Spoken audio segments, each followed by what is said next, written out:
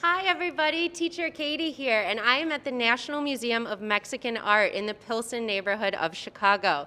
And we are doing our next in the virtual field trip series. So we have an amazing behind the scenes tour today, seeing some beautiful artwork and getting to hear the stories behind it and answering your questions. So like all of our shows, please feel free to call in with any questions or comments you might have. You can do this by, if you got one of the flyers this morning, which hopefully you did, it should have a number to call or text and also a QR code on it. Now, just in case you didn't get that flyer, the number is 312-373-0041. And while we're chatting, while we're getting to see the artwork, if you have any questions or if you have questions about the museum in general, definitely pick up the phone, call into that number, or use your phone and you can text or that QR code. Additionally, if you don't have a smart device in your room, don't worry, because like all of our Skylight TV shows, you can just call 11111 and Shane or Omari will answer your call and then they'll get your question over to us. All right, friends, we have an amazing morning set up for you. We are so grateful to be here at the National Museum of Mexican Art. And I'm joined today by Mario Hernandez. And Mario, can you just tell us a little bit about your role here at the museum? Yeah, absolutely. Thank you so much for being here, everybody. My name is Mario Hernandez. I'm the Gallery Education Coordinator here at the National Museum of Mexican Art. And today we're going to take a look at a number of art pieces from our permanent collection, Nuestras Historias. Nuestras Historias is the name of this exhibition that you can find here year-round, regardless of what time of the year you come. And it's a collection of artwork that comes from our permanent collection, which means that this artwork has been collected and acquired by the museum over the last 35 years or so.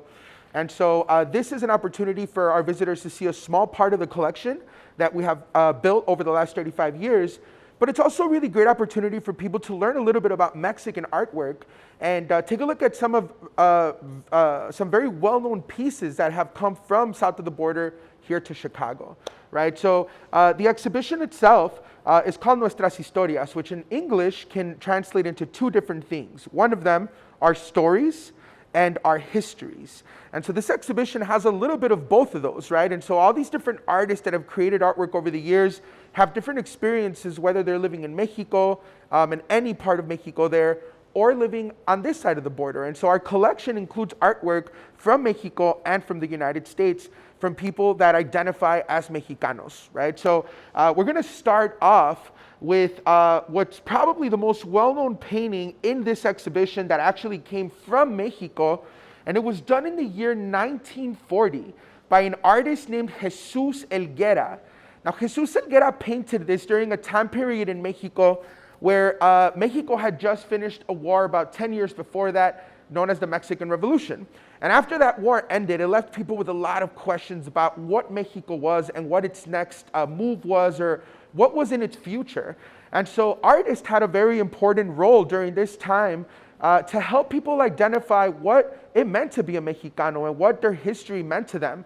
And so artwork really took an educational role, right? It allowed artists to teach people about their history and to look at the past. And so this painting is a story that had lived in Mexico way before Jesus Helguera for hundreds of years. The story is simply known today as the Legend of the Volcanoes. And it's a painting that depicts a story of two young people who fell madly in love. Now, on the right side of the painting, you have this young man whose name was Popocatépetl. Popocatépetl was a warrior, but he was new to this military, right? Therefore, he was kind of a rookie, right? And when Popocatépetl joined this military led by the emperor, he met the daughter of the emperor, whose name was Iztaccíhuatl. And you're looking at her on the left side of the painting. Now, the story says that when these two people met, they instantly fell in love, but there was a big problem. Her father, being the emperor, did not approve of their love. And his reasoning was that she was a princess. She was the daughter of the emperor, and she couldn't marry this unknown warrior who was very unexperienced, right? And so her father, the emperor, makes a deal with both of them, saying, if you want to get married, then he has to prove his worthiness. He has to prove that he's a great warrior. So the story says that eventually he goes off to war, And during the time that he's away in this battle, another young, jealous warrior comes to her side and lies to Iztaccíhuatl, making her believe that Popocatépetl had been killed in battle. Now, this wasn't true, but the story says that she eventually becomes very sad and she dies of heartbreak. And so she locks herself up in her room. She was afraid that her father would force her to marry someone she didn't love, only for the young warrior to eventually return and find her lifeless body lying there on the ground. So this is where the story gets really good, because the story says that he eventually picks her body up and he brings her to this site that we're looking at in this painting. So he lies her body down on this large rock that you see on the bottom, and you can see that the way her hair falls to the back, right, and her arm swings to the front of the painting. At that moment, the warrior takes a knee right next to her body, and he promises to watch over her for the rest of time. And until this day, according to this legend, they are still together, no longer in human form, but their bodies eventually transformed into the second and third largest mountains in all of Mexico. And you can see the resemblance of the mountain or volcano, because these are volcanoes, in the shape of her head, her hair, and the rest of her body as it looks just beneath her there. Right, and so the story says that the other volcano on the right, El Volcán Popocatépetl, was at some point the body of the arching back of the young man, who to this day is still watching over her. Now guys, this story is a legend, which means that part of it might have been true, like the people, and part of it might have been slightly exaggerated, right? Like many legends or Mary stories. But this painting was done in 1940, hundreds of years after the legend started, and it reminds us the power of artwork. It reminds us why we create artwork and how important it is to carry this artwork over for many generations to come. And that's exactly what's happening with this painting. We're lucky enough to have it here in Chicago, out of all places, where there's a lot of Mexican people. And so that's one of the reasons why the museum opened here in this neighborhood 35 years ago, a predominantly working class Mexican community. And it was important for us to bring this artwork here to Chicago. That's amazing. Mario, I really love how you described how, you know, the volcanoes kind of mimic the shapes. And here, I mean, looking at it, you can totally see that. And something else that kind of struck me while you were discussing it is recently one of my high school students and I were reading Romeo and Juliet. Mm-hmm. Do you ever get questions like, Absolutely. Are they, you know, it kind of sounds like similar stories, though, that love story, the, you know, both of the lovers in the end ending up passing away, their families weren't allowing them to be together. Do you ever get questions like that? Absolutely. Romeo and Juliet might be the story that we see most comparisons to with the Legend of the Volcanoes. And it reminds us, right, that there's stories like this throughout the whole world. Every part of the world has a story that explains, right, the things around them. This absolutely is just one of them, right? And this painting actually has been done many, many times in different versions. So you might see a different version of the painting of the warrior holding her in his arms in the process of putting her to sleep here on this rock. And if you walk around the neighborhood a little bit, you might even see a couple of renditions of this painting throughout the area here. Wow, I love that. And I think the other really cool and important point that you brought up is that art really does teach us, right? So, you know, for some of our students, our younger students, or some of our students that are older who don't read yet. So, you know, you can learn so much from this one painting about, like you said, legends that kind of shaped Mexico. And I think that's really important. You don't need a textbook. You don't need, you know, a bunch of articles to read through. You have this beautiful piece of art and the stories behind it. And I think that's so powerful. Absolutely. It's very Great. amazing. Awesome. So we can move on to the next room, right? So when you come to the museum, you will notice that the colors of the walls are very, very colorful. They're very bright.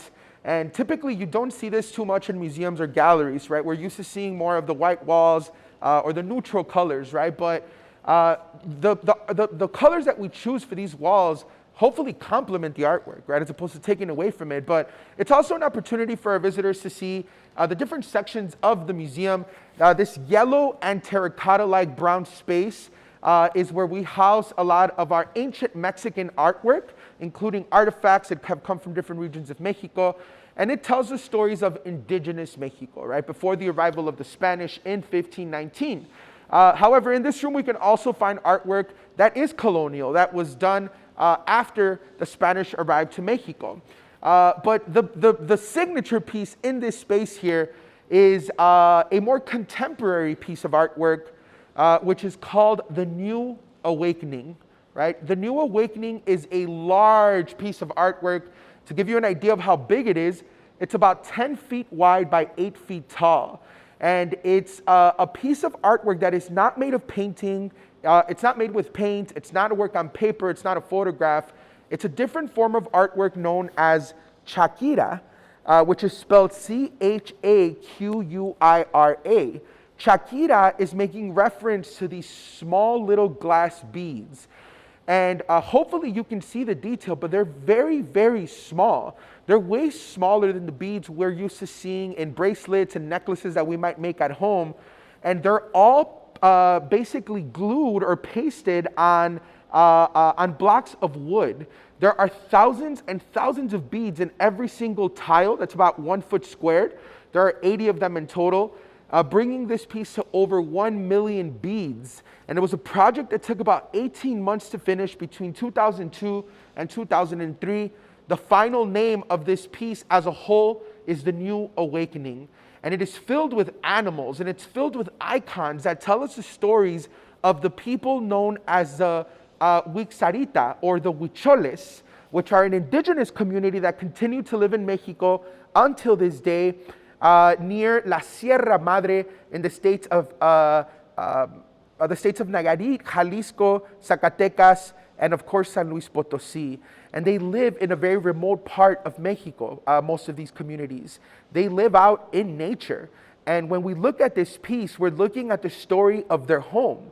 We're learning about their environment, about their surroundings, and the things that they're used to seeing. The New Awakening is also a story that can be read from right to left. And particularly, it tells us what time of the day we're looking at towards the top of the piece. So right now, we're going to take a look at the top right corner, and we can see that there's this large sun that's very bright and yellow that eventually connects to the rest of the piece. But that same sun eventually will change as we move towards the left part of the piece. In the center, there is a large sun, which is a little darker. It's more orange. It's larger. It is showing us the sun setting, right? So the day is progressing as it goes along. On the very left of the piece, you have the sun disappearing, and now you have the moon, right? The moon comes out at night, and we see animals underneath the sky of the moon, like the owl, right? Which of course is a nocturnal animal. And so the owl is placed under the sky where we find the moon, right? And so this story, which they call the New Awakening, is looking at their everyday life, right? These are the things that are important to them. The Huicholes continue to live in this part of Mexico where they have lived for hundreds of years, and often refer to their environment or their surroundings as their protector. They're very spiritual, and they have a lot of gratitude towards what these lands and what this space provides for them, right? Wow, this is, I have to say, one of my personal favorites in the museum. And I hope at home or at the hospital you can get a good look and see all the tiny beads and details. I was blown away when I first approached it, and I didn't realize the beads until I got up close and personal, and it is mind-blowing. Looking at this piece and knowing how long it took and how many beads it took, was this just one artist or was this multiple artists? That is a great question. So there were about 12 or 13 artists who worked on this piece at any given time. The director of the artwork, of course, was one person. His name is Santos. Santos is part of that community, but he was the person in charge of designing the piece, making sure that it was executed the way it had to be. But as far as the work goes, it was divided up amongst those 12 or 13 people. Wow. And another question that we actually received about this sort of piece of art work was this: has this been recreated? Are there multiple versions of this, like the other painting that we just saw? That is a great question. So let me tell you a little something about this piece. Back in 2001, there was a piece very similar to this here in the museum. And when the piece had to go back to Mexico, the museum actually requested from this community that we get this piece, or that something was recreated for the museum to permanently live here. So the piece was commissioned. The community created this piece specifically to come to the museum. For the most part, it was very similar to what was here, right? I think it's impossible to recreate everything exactly, but for the most part, there are 3 of these that are very similar here. One of them is in Zacatecas in Mexico, so went back home.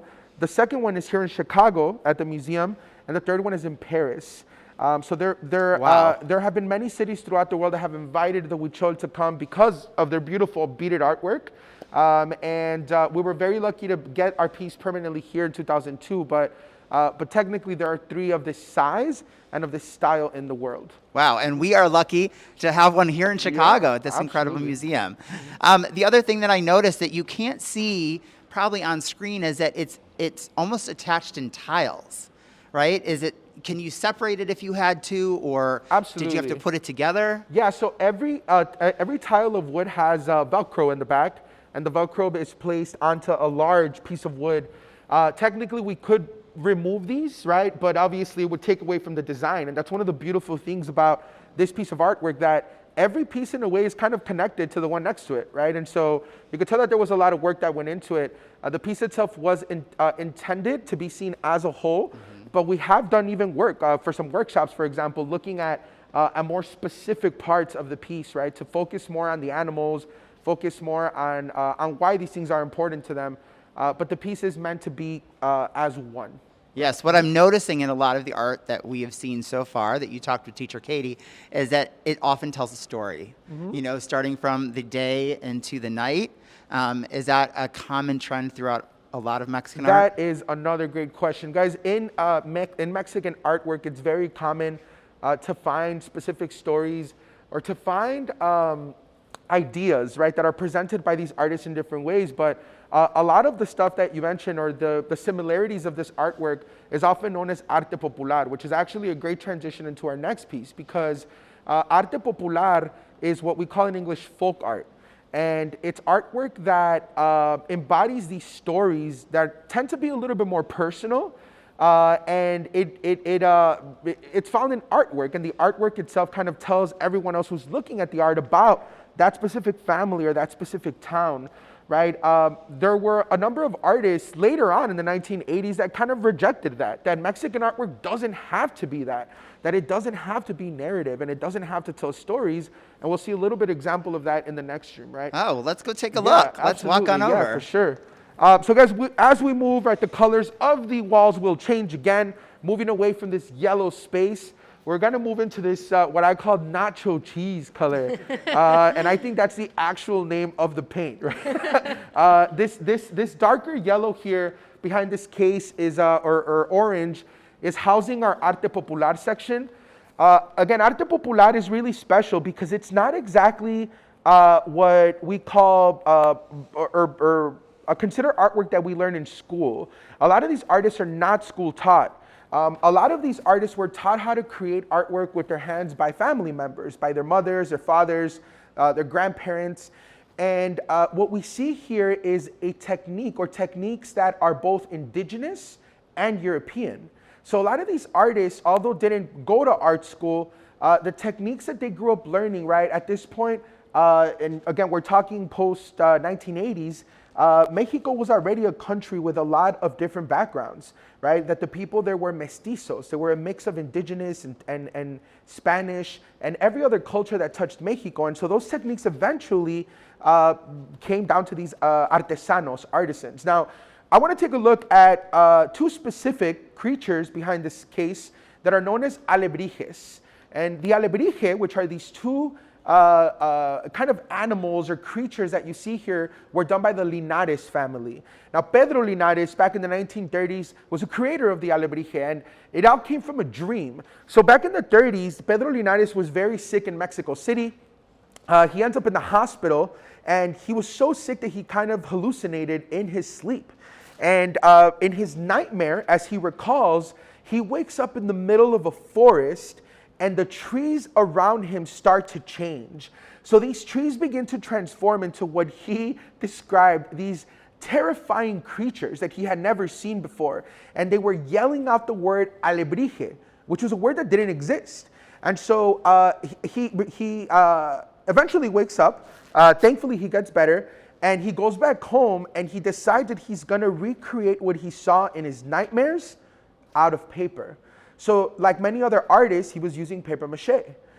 So paper mache is a technique, right, that you use paper and wheat paste, and the wheat paste hardens the paper, and then you kind of end up with cardboard. And so these two animals are made of paper, including the one he created at the top. Now, the larger animal, the more kind of chrome green animal that we have here came a little bit later, and it was made by his nephew, Miguel Linares. And Miguel, unlike his uncle, he decided that he was going to make the alebrijes look a little friendlier, right? That one is not as terrifying as the one on top. And alebrijes eventually became these really cool, friendly creatures that can come directly from our imagination. One thing that I love to do is I like to think of some of my favorite animals. And what would a creature that was made of my three different animals look like, right? What if we have an animal with the head of a bull, the body of, let's say, a lion, and the tail of a dog, right? And so that's what the alebrije in a way has become, these mythical, fantastical creatures that can come from our imagination. For those of you who saw the movie Coco a few years back, you might remember that there was this large creature, very friendly creature called Pepita. I believe she was a tiger with large wings. And Pepita was inspired by the alebrijes. She was an alebrije herself in the movie. And although the alebrije is not something we see too much during the Day of the Dead, right, which is what the movie was based off of, the alebrije was a great fit for that movie because of the colors, because of the theme, the idea that these things can come from our imagination, right?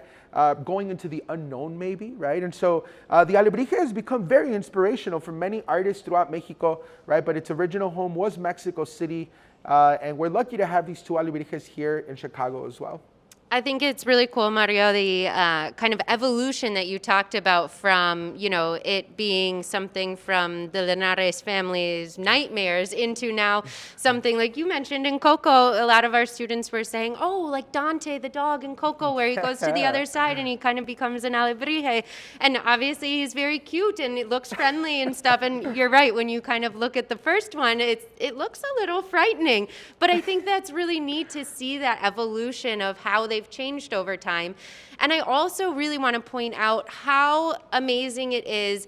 Like you said, the Linares family, correct? Mm-hmm. They were not classically trained in art. They did not go to art school. They did not have that. And I think that's really amazing because, again, we're talking about making art out of paper mache, which is accessible for lots of people. So I think for our students who love making art and, who might not pursue a career in art education, it's still okay. It shows that you don't need, that formal training. You just need your imagination and some basic materials. And look at how amazing these are and kind of that same, storytelling throughout history and what they mean. Yeah, absolutely. That's a great point. And actually in Mexico, what we call Arte Popular or folk art is a great example of that because it's a very thin line between folk art and fine art. And to some people, there really is no difference.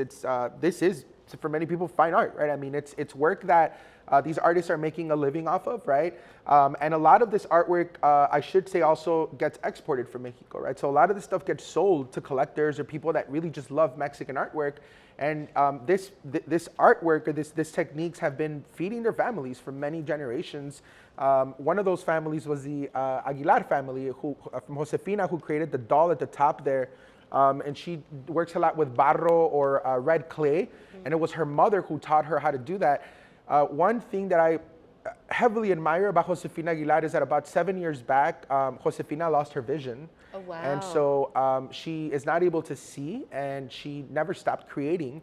And so she's been quoted by saying that she continues to work with her hands because artwork, it's not so much about the eyes, it's about the brain and the touch. And so, because she's been doing it for so long, it's easy for her to keep on doing what she's been doing.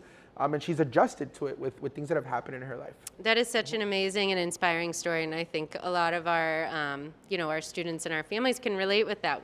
Working through something, through a hardship, and still creating something beautiful that you're passionate about. It's Absolutely. amazing. I love it, and I love the bright colors, like you said, and the nacho cheese wall really does accent it perfectly. Absolutely. Which is pretty cool. Now, before we move into the next room, hopefully you can see a little bit more of this artwork. We won't go too much into detail, right? But this space is a modern Mexican art section. Again, most of this work was created post-1980, where a lot of artists were exploring other styles of artwork, right? Moving away from Arte Popular a little bit. And a group of these artists were known as the Neo-Mexicans, who were working more with the abstract, right? We see shapes and lines and colors. And so some of these artists weren't focusing so much on the story or the narrative, but more about the elements of design. And a lot of these artists eventually, again, would kind of reject the idea that Mexican art has to be storytelling, right? And although we all love a good story, a lot of these artists, right, didn't want to share the narrative, right? They didn't want to share their story, and that's fine. And there's a lot of different types of artwork. Now, guys, this is a very special point in the exhibition, because from this point on, we see a major change in the styles of artwork and in the themes. And that is because from this point on, this artwork was created in the United States. These are artists that identify as Mexicans on this side of the border. Some who were born in Mexico eventually came here as very young people. Many of them, the majority of them that were born here in the United States, to people who were Mexicanos. And also, we see art from people in that are from places like Texas, right, which at some point used to be part of Mexico, right? And so history has really shaped the identities of Mexicanos on this side of the border as well, right? And so this section deals a little bit more with stories on this side of the border, people growing up as Mexicanos, people telling us about their families as well, and even looking back into the past to revolutionaries. Like this young girl that you're looking at in this painting, which is known as an Adelita, and she's a representation of women who fought in the Mexican Revolution between 1910 and 1920, right? And so a lot of this artwork looks at the past, and it helps us shape who we are today when we learn about the people before us, and we learn about the country that many of these people came from, right? So this whole section is kind of a blue color, right? This is what we call the developing identities of Mexicans in the US. Now, there is another piece we're going to look at, which is in another blue section. And when we enter this room, it's also going to be blue, but it's based on Chicago, right? And so when the museum opened 35 years ago, we didn't have a collection. And there was no artwork to display, right? So we had to borrow artwork from artists. And eventually, when the museum started collecting artwork, local artists who lived here in the neighborhood, who lived in Chicago, donated work to the museum after showing their artwork here a few times. And so our collection started growing, and a lot of those artists are found in this last section of the gallery, which we call Chicago and Urban Immigrant Identity. You can see the title here on this wall, and you can see my friend Benito Juarez, who was the first and only full indigenous president in the history of Mexico during the French intervention. In the 1860s, you can see that he is still wearing his mask from the pandemic here, right? But this bust of Benito Juarez was actually originally found on Michigan Avenue for many years near the Plaza de las Americas, right off the river. And eventually, the piece was donated to the museum when, about 10 years ago now, there was a new statue of Benito Juarez placed there, a full body statue of him, which you can find today in La Plaza de las Americas near Michigan Avenue. But guys, we're gonna wrap up with what is one of my favorite pieces here in the museum. And there's many reasons why this is a favorite piece of mine. One of them being, he's one of my favorite artists, Marcos Raya. And also it has to do with his experience coming to Chicago, and specifically to this neighborhood of Pilsen. Guys, Marco Raya arrives to Chicago in the 1960s, in the late 1960s. And at that time, the neighborhood was not predominantly Mexican yet. It was on its way. But many of the people that Marco Raya met here in Pilsen were from Eastern Europe. As a matter of fact, this neighborhood has its roots in Eastern Europe. The name Pilsen itself, which was originally pronounced Pilsen, was the second largest city in Bohemia, which is now part of the Czech Republic. And so that's where many of those people were coming from. You also had a lot of Germans, a lot of people that were coming from Ireland as well, right? But he met all of these people, and a lot of them were working in factories. They were working in places that he remembers as maybe being a little dangerous, right? So the artwork that you're looking at here is an installation. And this installation has many different components to it that include tools, include cutting tools, right? Things that look a little sharp and dangerous.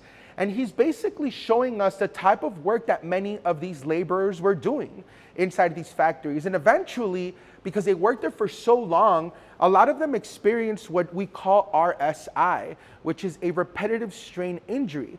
Are injuries that you get from making the same motion over and over and over again at work. And you can see what happens to one of these workers in the painting.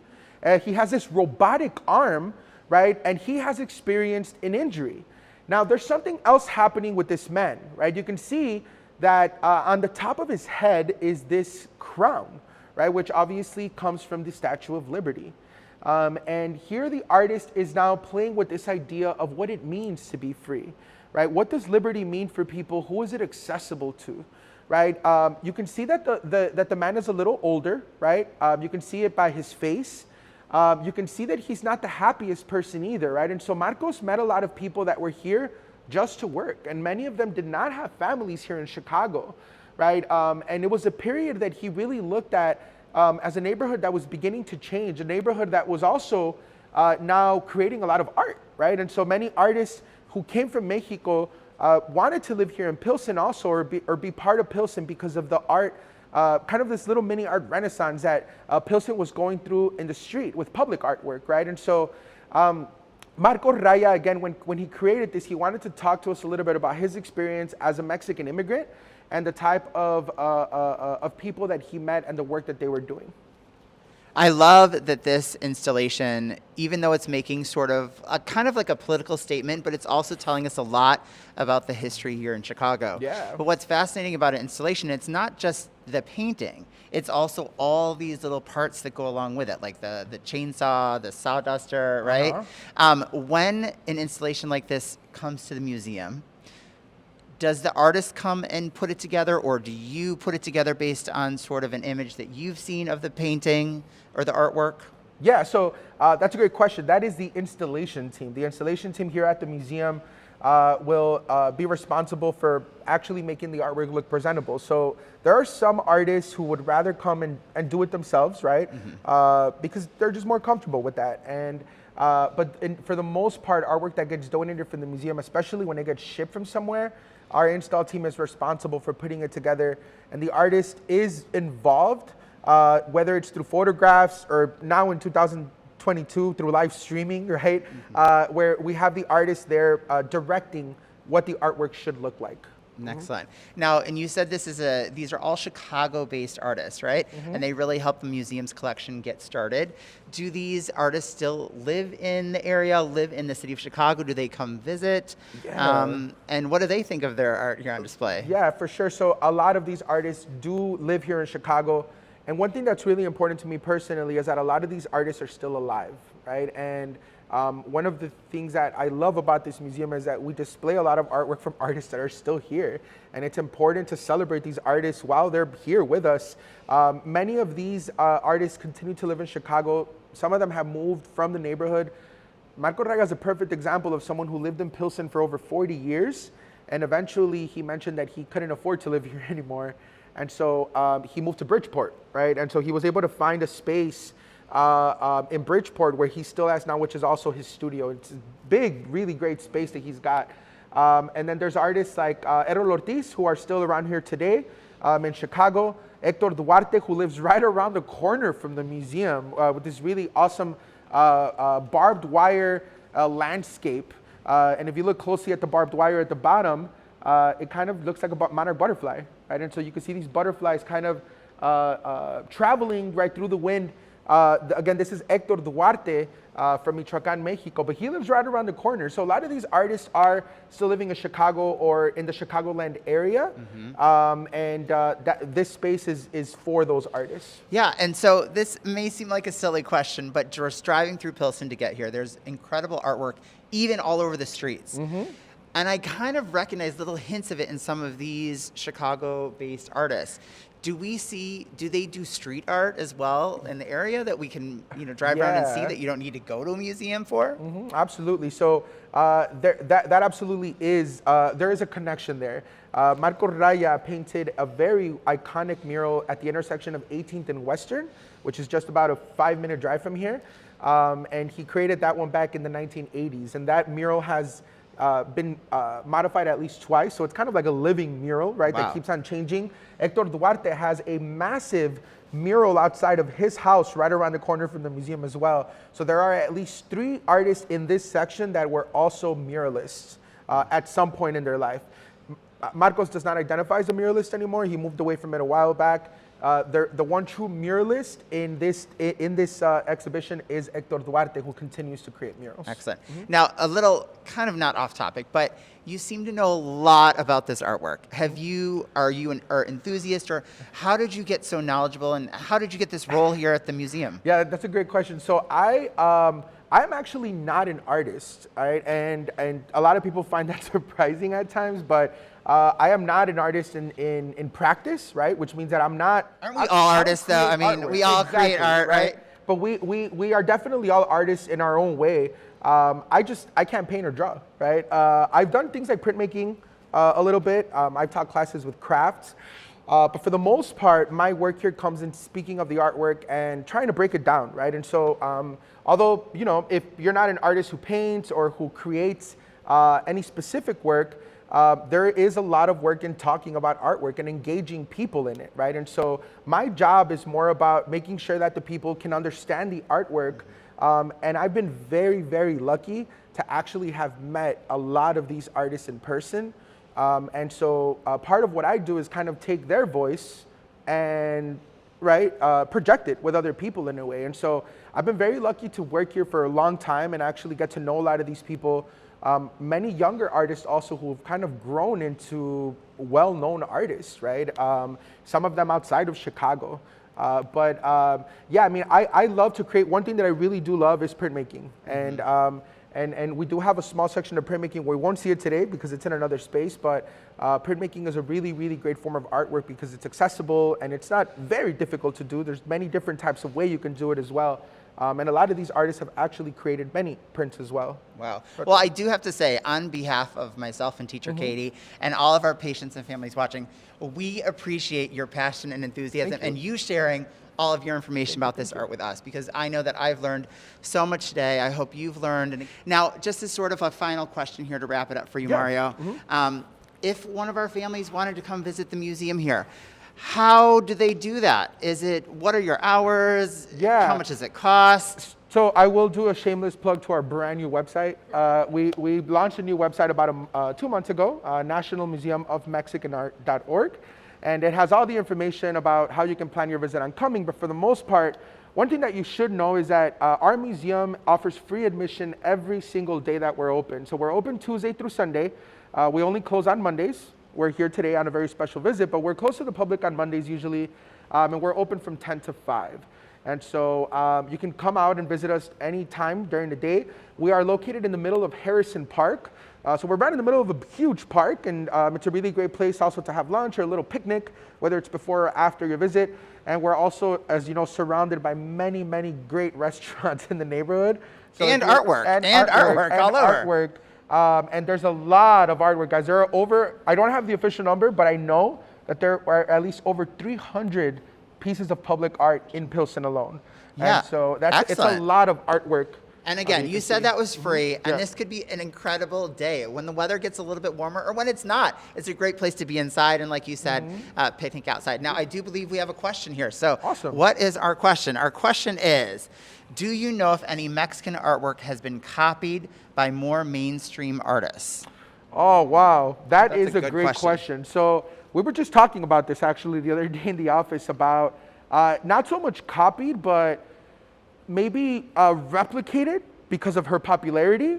Frida Kahlo, right? Frida Kahlo is on her way to, when many people believe will become probably the best known artist in history.